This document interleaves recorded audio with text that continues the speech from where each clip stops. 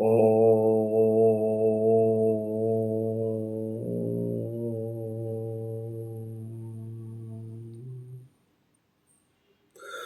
వసుదేవసుతం దేవం కంసచాణూరమర్ధనం దేవకీ పరమానందం కృష్ణం వందే జగద్గురుం అతసీ పుష్పసంకాసం హారమాపురశోభితం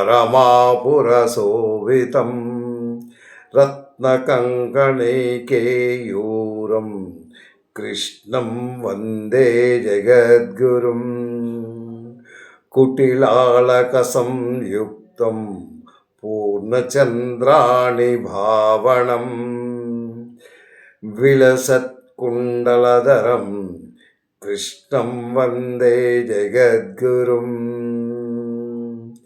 ఉత్తుల్లపద్మప్రత్యాక్షం నీలజీమూతసన్నిభం యాదవాణం శిరోరత్నం కృష్ణం వందే జగద్గురుం రుక్మిణీకేలి సంయుక్తం సీతాంబరశోభితం అపాత్తు తులసీగదం కృష్ణం వందే జగద్గురుం. సాయిరామ్. మనం ఏంటంటే ఈ విభూతి యోగంలో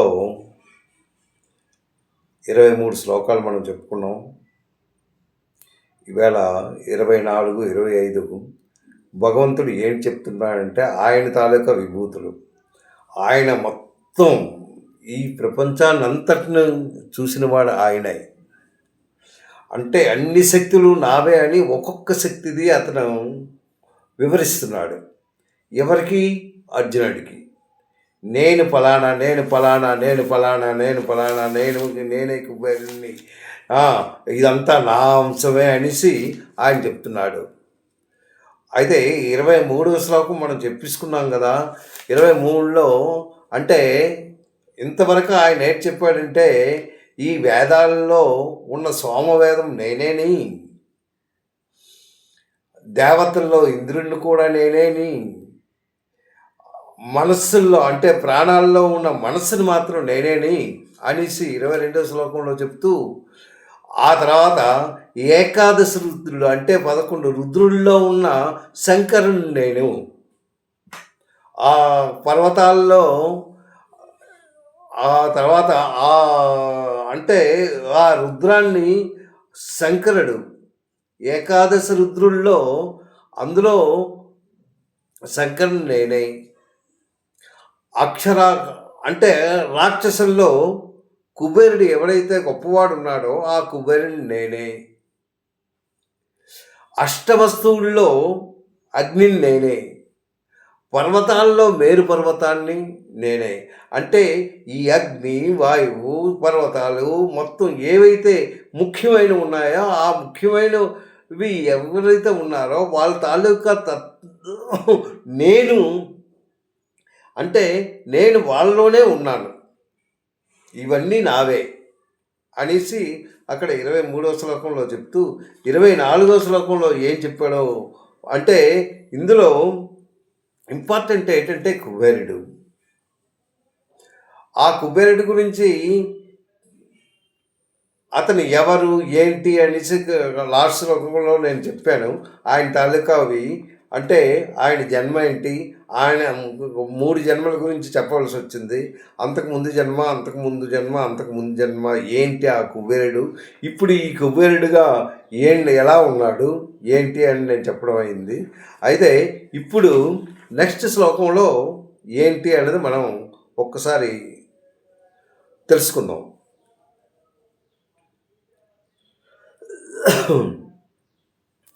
ఏంటంటున్నాడు? పురోదసామంచ ముఖ్యం విద్ధి పార్థ బృహస్పితం సేనానినాం అహం స్కందం సరసా అస్మి సాగరం. చూడండి, పురోదసాం అంటే పురోదసాం, పురోహితులు దశాం అంటే 10 మంది పురోహితులు ఉన్నారు. వాళ్ళలో ముఖ్యమైనవి బృహస్పతాం అంటే పురోహితుల్లో ముఖ్యమైనది ఎవడు? బృహస్పతి. ఆ బృహస్పతి నేనే అనేసి ఫస్ట్ చెప్తున్నాడు.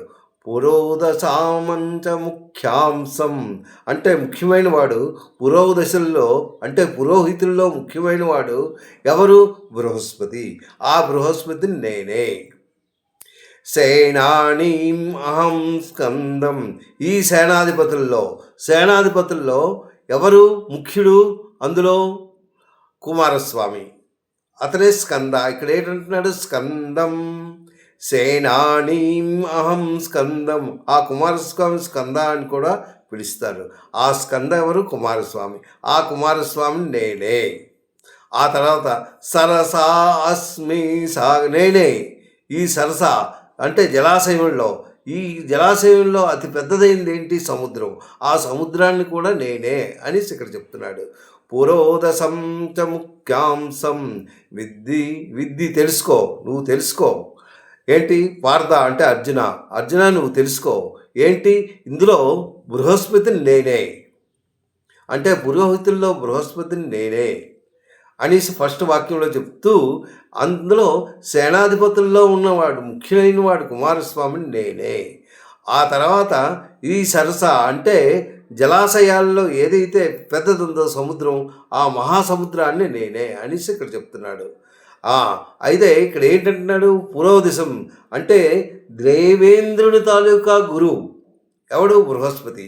ఈ బృహస్పతి నేనే అంటున్నాడు కదా. ఎవరా బృహస్పతి? అది దేవతలు ఎవరైతే దేవతలు ఉన్నారో ఆ దేవతల గురువు అనమాట. ఆ గురువే బృహస్పతి. ఆయనే పురోహితుడు. ఆ పురోహితుడు ఆయన ఎలా ఉంటాడు? మంచి విద్య బుద్ధులు యందు సర్వశ్రేష్ఠుడు. పురోహితుల్లో చాలా ముఖ్యమైన వాడు. అందుచేతే భగవంతుడు తన స్వరూపంగా ప్రకటించుకున్నాడు. ఎవరిని? బృహస్పతిని. ఎవరైతే బృహస్పతిగా మనం అనుకుంటున్నాము, పురోహితుల్లో ఎవరైతే గొప్పవాడు అంటే బృహస్పతే. ఆ బృహస్పతిని ఏంటతను? విద్య బుద్ధుల యందు గొప్పవాడు. ఆ తర్వాత దేవతా కులంలో అంటే దేవతా కులంలో అంటే దేవతల్లో ఆయనే పురోహితుడు. ఆయన ఎవరు? సర్వశ్రేష్ఠుడు. అతనే సర్వశ్రేష్ఠుడు, సర్వ తేజోస్వంతుడు, తేజమైన వాడనమాట. వాడిని నేనే అంటున్నాడు. నెక్స్ట్ ఇంకేంటంటున్నాడు? విద్య తెలుసుకో అర్జున. ఈ బృహస్పతి ఏంటి? ఆ బృహస్పతి దేవేంద్రుల్లో ఉన్న గురువు బృహస్పతి. ఆ బృహస్పతి నేనే అని చెప్తున్నాడు. ఆ తర్వాత సేనానీం అహం స్కందం. ఏంటి స్కందం? స్కందం అంటే స్కందుడు. ఎవరు? కుమారస్వామి. ఆయన్నే కార్తికేయుడు అని కూడా పిలుస్తారు. కార్తికేయుడు అన్న కుమారస్వామి, స్కందుడు అన్న కుమారస్వామి. ఆ కుమారస్వామికి ఈ విధంగా పిలుస్తూనే ఉంటారు. ఆ కుమారస్వామి ఇతనికి ఎన్ని ఉంటాయట? 12 ముఖాలు ఉంటాయి, 12 చేతులు ఉంటాయి. ఇతడు శివుని తాలూకా కుమారుడు. అంటే శివుని తాలూకా కుమారుడు ఎవరు? స్కందుడు, కుమారస్వామి. కానీ చాలా తేజోవంతుడు, చాలా శక్తి గలవాడు. ఆ శక్తి గలవాడు ఎవరంటే భగవంతుడే. శ్రీకృష్ణుడు చెప్తున్నాడు, అతను కూడా నేనే అంటున్నాడు. దేవతల్లో ముఖ్యుడు, అంచేత భగవంతుడు ఆయన్ని కూడా నేనే అన్నాడు. నెక్స్ట్ సాగరుడు. సాగరం అంటే నీళ్ళు. ఈ నీళ్ళలో ఏంటి? జలాశయం. ఇందులో చాలా గొప్పది ఏంటంటే సముద్రం, సాగరాన్ని సముద్రం అంటారు. అంటే ఈ సాగరం అన్నమాట. ఈ సాగరం ఇది ఎలా ఉంటుంది? చాలా విశాలంగా ఉంటుంది, చాలా లోతుగా ఉంటుంది, విశిష్టంగా ఉంటుంది. అందుచే ఈ జలాశయాన్ని భగవంతుడి రూపంగా చెప్పుకున్నాడనమాట. ఈ జలాశయాన్ని నేనే, ఆ తర్వాత కుమారస్వామిని నేనే, ఆ తర్వాత ఇంకేంటంటున్నాడు? ఇందులో బృహస్పతిని నేనే అనేసి ఈ శ్లోకంలో చక్కగా వివరించాడు. పురోదశాం చ ముఖ్యాంశం విద్ధి పార్థ. తెలుసుకో అర్జున, బృహస్పతాం, ఇందులో బృహస్పతిని నేనే అని తెలుసుకో. సేనానీం అహం స్కందం సంసా అస్మి సాగరం. ఈ సాగరం అంటే నీళ్ళు. ఈ నీళ్ళల్లో ముఖ్యమైనది ఏంటంటే సముద్రం. ఈ సముద్రంలో చాలా లోతైనది, చాలా విలువగా ఉంటుంది, చాలా పెద్దది, చాలా విశాలమైనది. ఇలాంటి సముద్రాన్ని నేనే అనేసి భగవంతుడు అర్జునుడికి వివరిస్తున్నాడు. అది అయిన తర్వాత 25వ శ్లోకంలో ఏం చెప్పాడో, ఇది 24వ శ్లోకం. ఇవి ఏంటంటే ఓన్లీ అతని తాలూకా విభూతులు చెప్తున్నాడు అనమాట. అందు గురించి మనం పెద్దగా లోతుగా వెళ్ళవసరం లేదు. ఏదైతే ఆ విభూతులు మనం చక్కగా నేర్చుకుందాం అనమాట. నెక్స్ట్ 25వ శ్లోకంలో ఏంటంటున్నాడు, మహర్షీణాం అంటే మహర్షుల్లో. అది కాక ఇంకా ఏంటంటున్నాడు, మహర్షీణాం అనేసి ఈ శ్లోకంలో చెప్తున్నాడు. 25వ శ్లోకంలో మహర్షీణాం భృగు అహం. భృగు నేనే అంటే మహర్షుల్లో భృగు అన్నతను చాలా గొప్పవాడు అనమాట. అతడు నేనే అనేసి ఇక్కడ చెప్తున్నాడు. మహర్షీణాం భృగుం అహం గిరాం. గి రామ్, గి గి అంటే శబ్దం అనమాట. ఈ శబ్దాల్లో గిరాం అస్మి నేనే. ఏంటి? ఏకం అక్షరం. గిరాం శబ్దాల్లో ఏకాక్షరం ఓంకారం. ఈ ఓంకారాన్ని నేనే అనేసి ఇక్కడ చెప్తున్నాడు. గిరాం అస్మి ఏకం అక్షరం యజ్ఞానాం జపయగం యక్షి. యజ్ఞాల్లో జయయజ్ఞం, జపయజ్ఞం. ఈ జపయజ్ఞాన్ని నేనే. యజ్ఞాల్లో చాలా యజ్ఞాలు ఉన్నాయి. దాంట్లో ఈ జపయజ్ఞం అన్నది చాలా ఇంపార్టెంట్ అయినది అనమాట. ఈ ఈ జపయజ్ఞం ఏంటి? ఈ జపయజ్ఞం ఇది సర్వశ్రేష్టమైనది అనమాట. అది ఏంటి అనేది నేను చెప్తాను. ఏంటంటున్నాడు? జపయజ్ఞాం అస్మి స్థావరణాం హిమాలయ. స్థావరాల్లో హిమాలయాన్ని నేనే. ఇక్కడ చూడండి, ఈ శ్లోకం ఒక్కసారి చెప్తున్నాను. మహర్షీణాం భృగు అహం గిరాం అస్మి ఏకం అక్షరం యజ్ఞానాం జపయజ్ఞం అస్మి స్థావరణాం హిమాలయ. ఇంతే శ్లోకం. అంటే మహర్షుల్లో భృగుని నేనే, శబ్దాల్లో ఏకాక్షరంలో ఉన్న ఓంకారాన్ని నేనే, ఆట యజ్ఞంలో జపయజ్ఞం దాన్ని నేనే.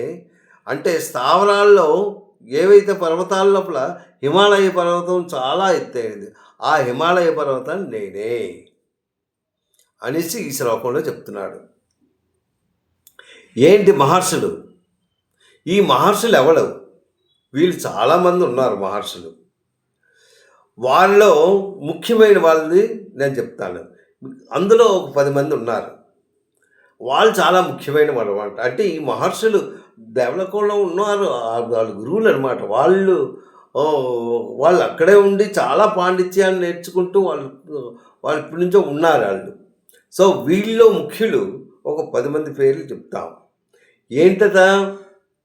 వీళ్ళు బ్రహ్మ తాలూకా మానసపుత్రులు. వీళ్ళు చాలా ఐశ్వర్యవంతులు. ఐశ్వర్యం అంటే చాలా డబ్బు గల వాళ్ళు. వీళ్ళు సంపన్నులు. వీరు మాత్రం ఎవరితోనే చెప్పబడలేరు. వీరు అంత గొప్పవారు అన్నమాట. వాళ్ళు అంత గొప్పవాడు. వీరి తాలూకా బుద్ధిచే భగవంతుని ప్రాప్తి, భగవంతుని అంటే పిలిస్తే పలికేవాడు భగవంతుడు. ఆ భగవంతుని తాలూకా ప్రాప్తి అంటే అంత చక్కగా ఆ భగవంతునిలో కలిశారు. ఎలా కలిశారు అంటే వాళ్ళ తాలూకా ప్రేమని గైకున్నాడు అనమాట. ఎవరు? భగవంతుడు. అందు గురించి వాళ్ళలో చాలా ఇంపార్టెంట్ అనమాట. వీళ్ళు బుద్ధిచే చాలా మంచి తెలివైన వాళ్ళు వీళ్ళు, మంచి తేజస్సు గలవారు. ఆ, వీళ్ళందరూ మహర్షులని పిలువబడుతున్నారు. వీళ్ళు ఏంటి 10 మంది. వీరు 10 మంది ఎవరు? భృగుడు, మారీచుడు, అత్రి, అంగిరుడు, పులాహుడు, కృతువు, మనువు, దూషుడు, విశిష్టుడు, పులస్తుడు, వీళ్ళనమాట. వీళ్ళు మొత్తం 10 మంది. పుశిష్టుడు, వీళ్ళు మానసపుత్రులు అంట. అంటే బ్రహ్మ నుండి ఋషుల రూపంలో వచ్చిన వారు వీళ్ళు.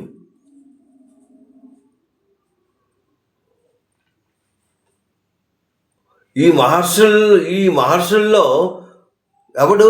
భృగుడు. ఈ భృగుడు అన్నవాడు చాలా గొప్పవాడు.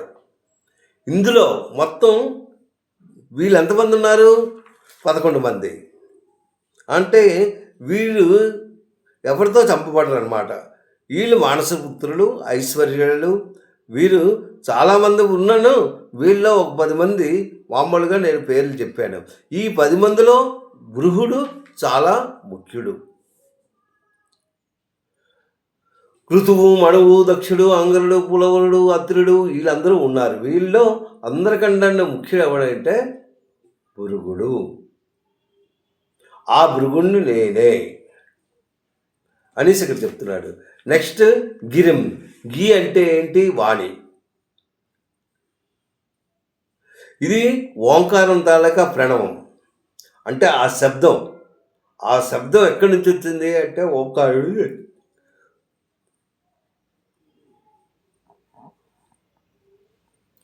వీళ్ళలో జపయజ్ఞం చేస్తుంటారు. వీళ్ళలో ఏంటంటే హింస అన్నది ఉండదు. ఇది భగవంతుని తాలూకా సాక్షాత్కారం అన్నమాట. సర్వశ్రేష్టమైనది ఈ గిరిం అన్నది. గి అంటే ఏంటంటే వాణి. ఇది ఓంకార శబ్దం. ఈ ఓంకార శబ్దం అంటే దీంట్లో జపయజ్ఞం అన్నమాట. ఈ జపయజ్ఞంలో ముఖ్యమైనది అది గిరిం.